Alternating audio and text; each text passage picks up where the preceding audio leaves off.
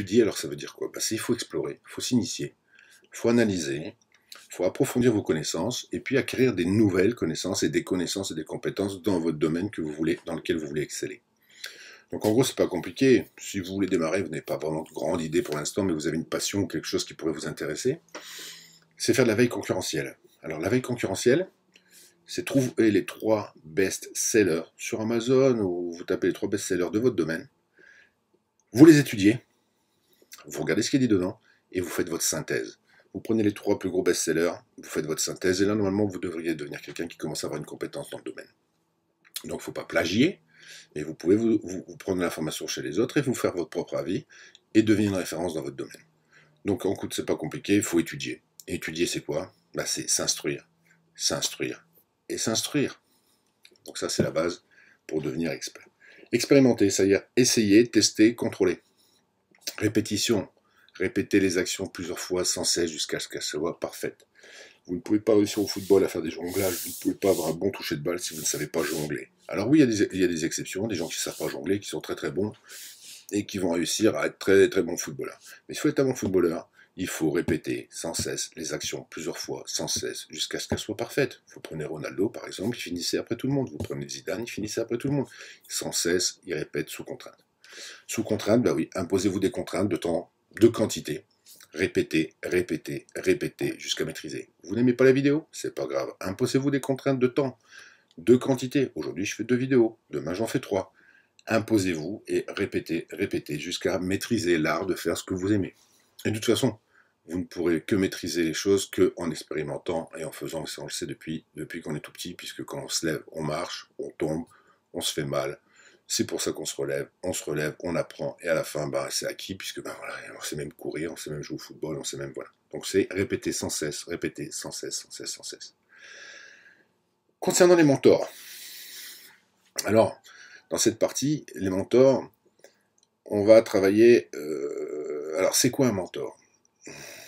Alors, le mentoring, c'est quelqu'un qui est une référence, c'est quelqu'un qui va vous accompagner.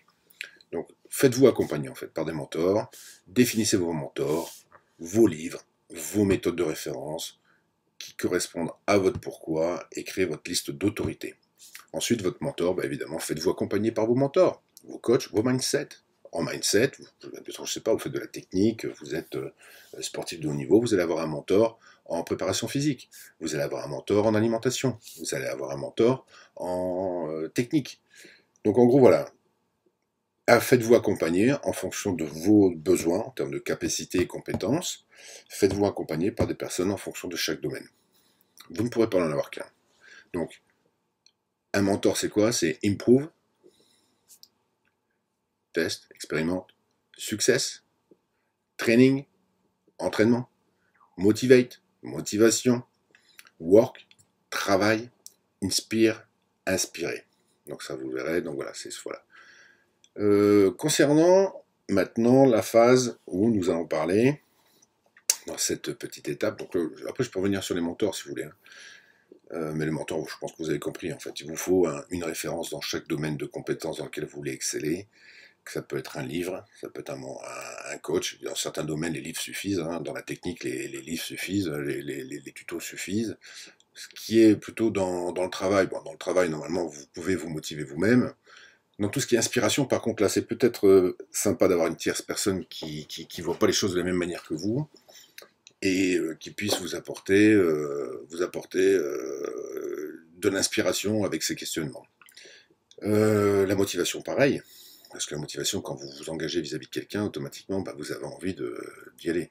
D'ailleurs, un petit exercice sympa dans la procrastination, vous vous engagez à atteindre un objectif, et vous faites un contrat avec quelqu'un qui vous est cher, vous lui dites, et vous vous engagez que si vous ne respectez pas votre engagement, vous devez donner de l'argent à par exemple, une association que vous détestez, ou un parti politique que vous détestez, alors il faut que ça vous impacte financièrement, émotionnellement, et vous prenez l'engagement que si ce n'est pas fait à telle date, vous signez à votre maman, vous lui donnez, et puis le jour venu, si vous ne l'avez pas fait, vous devrez de